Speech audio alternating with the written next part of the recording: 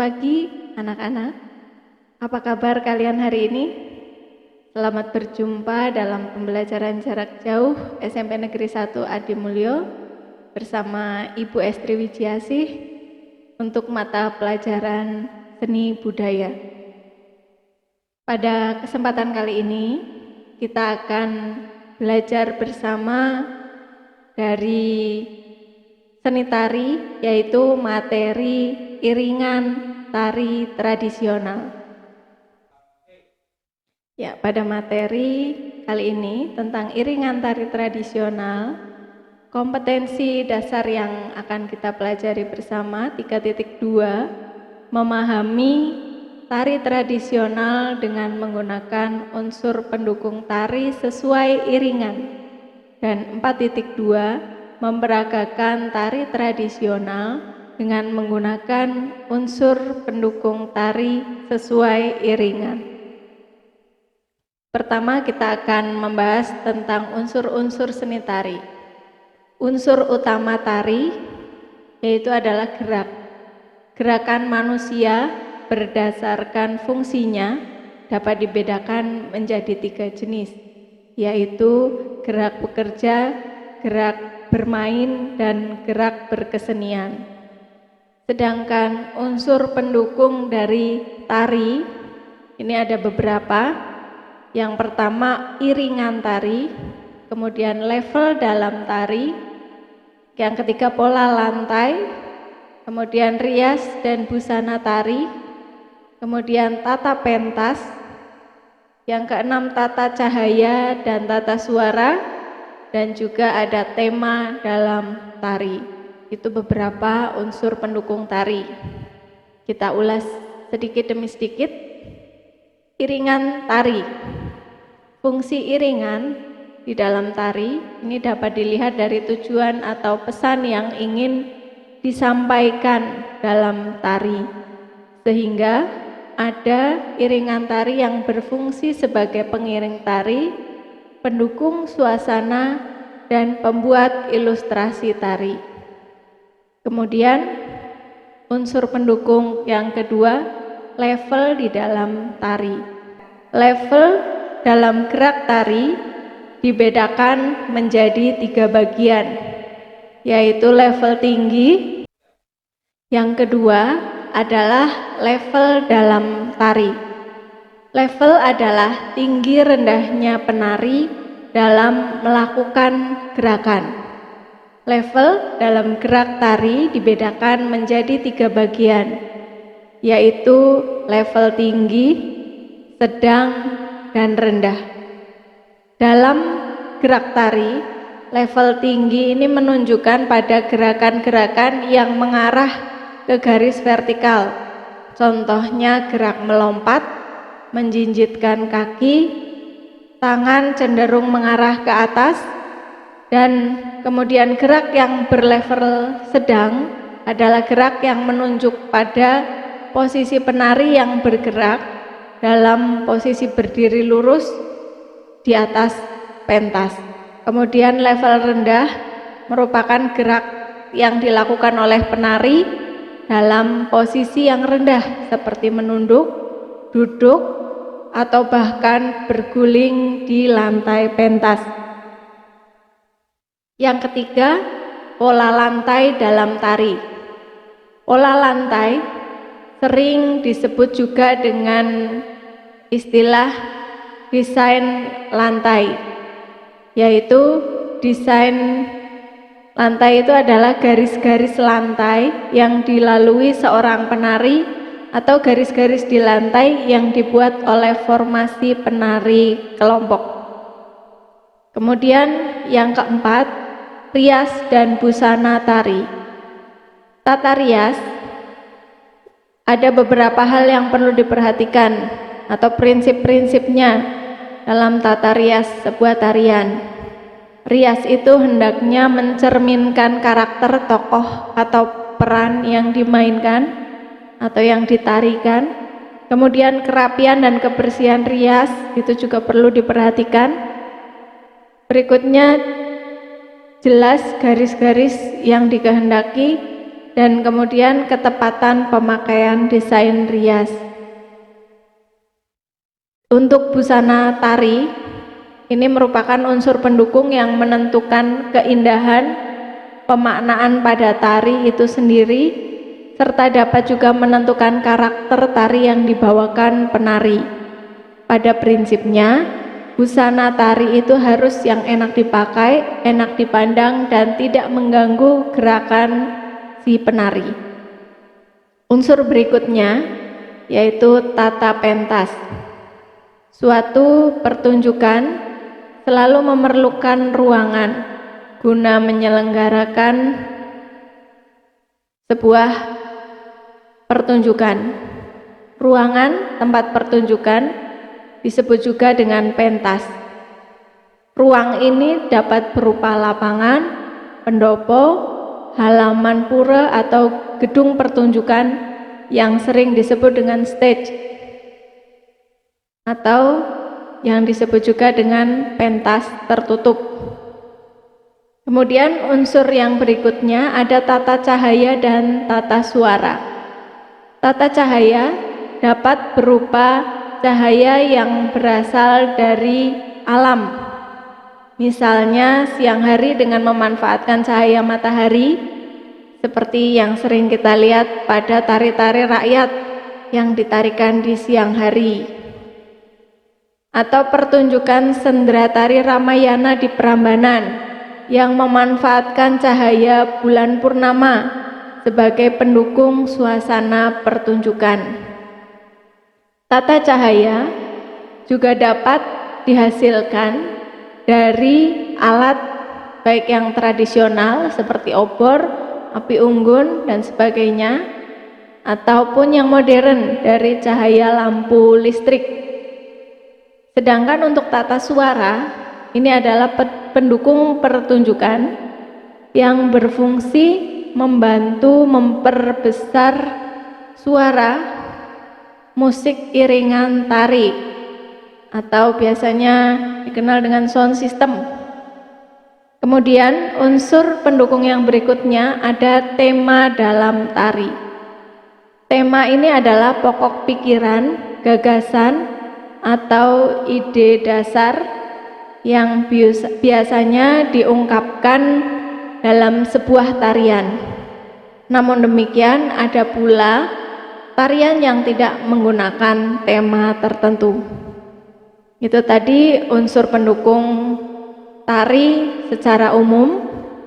Yang akan kita bahas pada pertemuan kali ini adalah tentang iringan dari tari tradisional. Iringan ini ada musik internal, ada juga musik eksternal. Kemudian nanti kita juga akan membahas fungsi dari musik iringan itu sendiri. Bisa sebagai pengiring tarian, sebagai pemberi suasana, bisa juga sebagai ilustrasi. Kita masuk pada jenis musik iringan.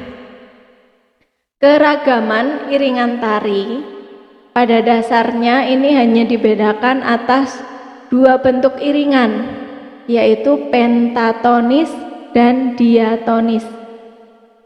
Pentatonis adalah iringan yang bersumber pada alat-alat musik tradisional, contohnya gamelan dan sebagainya, tergantung alat musik di daerah masing-masing yang merupakan alat musik tradisional. Kemudian untuk diatonis adalah iringan atau bersumber pada alat-alat musik modern. Ada drum misalnya, ataupun organ dan sebagainya.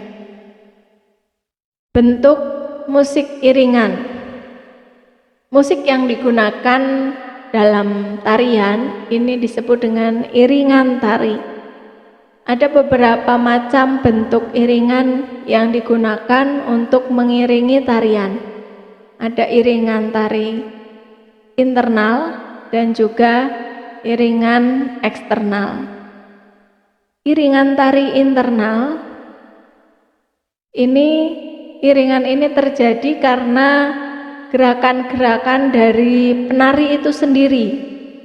Misalnya suara tepukan tangan ke tubuh, kemudian hentakan kaki ke lantai, serta bunyi-bunyi lain yang timbul disebabkan oleh pakaian atau perhiasan yang dikenakan. Jadi iringannya dari penari itu sendiri. Contohnya, yang pertama tari saman. Kalau mungkin kalian pernah melihat pertunjukan tari saman atau melihat di video itu ya, tari saman ini terdapat iringan yang dihasilkan oleh penari, yaitu tepukan tangan ke tubuh dan juga selingan nyanyian. Jadi si penari selain menari juga sambil bernyanyi. Itu termasuk iringan tari internal. Contoh yang kedua, tari berlian dengan gemerincing gelang-gelang logam yang dikenakan penari. Kemudian contoh berikutnya tari lilin dengan bunyi piring-piring dengan logam yang digerakkan atau yang dipegang oleh penari itu sendiri. Contoh lainnya ada tari gending Sriwijaya, yaitu dengan jentikan-jentikan kuku logam yang dikenakan oleh penari. Nah, kemarin juga sudah Ibu bahas keunikan dari tari gending Sriwijaya ini kan salah satunya dari gerakan jari tangan si penari. Jadi ciri khasnya adalah pada jentikan-jentikan jari yang menggunakan kuku-kuku logam itu, sehingga menghasilkan bunyi yang dapat mengiringi tarian tersebut. Untuk jenis iringan yang berikutnya ada iringan tari eksternal. Iringan tari ini dilakukan oleh orang lain, baik dengan kata-kata, nyanyian maupun dengan orkestrasi musik yang lebih lengkap. Jadi iringan tari tidak lagi dilakukan oleh penari itu sendiri, akan tetapi dilakukan oleh orang lain atau lebih dikenal dengan pemusik. Pemusik bisa menggunakan macam-macam alat musik orkestrasi atau gamelan yang lebih lengkap, atau dengan kata-kata, nyanyian maupun vokal lainnya. Iringan tari eksternal itu dapat dilakukan dari nyanyian, kata-kata, pantun, permainan alat-alat musik sederhana, sampai orkestrasi yang besar, yaitu musik simfoni. Perangkat gamelan, selendro maupun pelok itu juga bisa menjadi iringan eksternal. Kemudian musik tradisi talempong dan juga iringan-iringan suara ataupun menggunakan rekaman kaset, itu termasuk dalam iringan tari eksternal. Kemudian kita ke fungsi dari musik iringan itu sendiri. Perlu kita pahami apa saja fungsinya, karena pengetahuan tentang iringan tari ini penting. Fungsinya dapat membantu menentukan dan memilih atau membuat iringan sesuai dengan tema yang diinginkan. Fungsi musik yang pertama atau fungsi iringan ini, yang pertama, iringan tari akan membantu dalam melakukan eksplorasi gerak. Jadi dengan adanya iringan ini, penari akan lebih mudah mengeksplor gerakan, mengikuti suara misalnya gendang, jadi gerakannya lebih dinamis dan sebagainya. Kemudian yang kedua, iringan di dalam tari ini merupakan satu kesatuan, sehingga melalui iringan tari ini suasana dapat dibangun. Jadi intinya fungsi iringan yang kedua adalah dapat membangun suasana gembira, ataupun mungkin iringan yang lambat, iringan yang sendu, menggambarkan atau membangun suasana yang sedih dan sebagainya. Kemudian fungsi iringan yang ketiga, iringan tari juga memberi irama pada setiap gerak yang dilakukan. Jadi penari lebih mudah dalam bergerak, jadi ritmenya akan pas dengan irama atau dengan diberi iringan. Kemudian pengetahuan tentang iringan tari ini, jika kita tahu semakin banyak akan semakin baik, sehingga punya banyak pilihan untuk menggunakan iringan-iringan tari tersebut, tergantung dengan tari yang ditarikan. Kemudian musik yang digunakan atau iringan yang digunakan ini dapat juga dipakai sebagai pencipta suasana. Musik dapat dipilih sesuai dengan suasana yang dibutuhkan oleh tari. Iringan tari sebagai penciptaan suasana dapat berlawanan dengan suasana tariannya. Di dalam tari tradisi ini lebih banyak dipergunakan musik pengiring yang memiliki sifat atau watak yang sama dengan sifat atau watak tarinya. Nah, itu tadi tentang fungsi iringan tari. Jadi hari ini kita sudah membahas tentang apa itu unsur pendukung tari, kemudian dari segi iringan tari ada jenis-jenis iringan apa saja dan apa saja fungsinya, itu sudah kita bahas. Tinggal kalian melanjutkan belajar mandiri di rumah dan persiapkan untuk penilaian di dalam Google Classroom. Demikian anak-anak untuk materi kita hari ini. Jangan lupa selalu jaga kesehatan dan tetap semangat belajar di rumah. Sampai jumpa pada pertemuan berikutnya. Selamat pagi.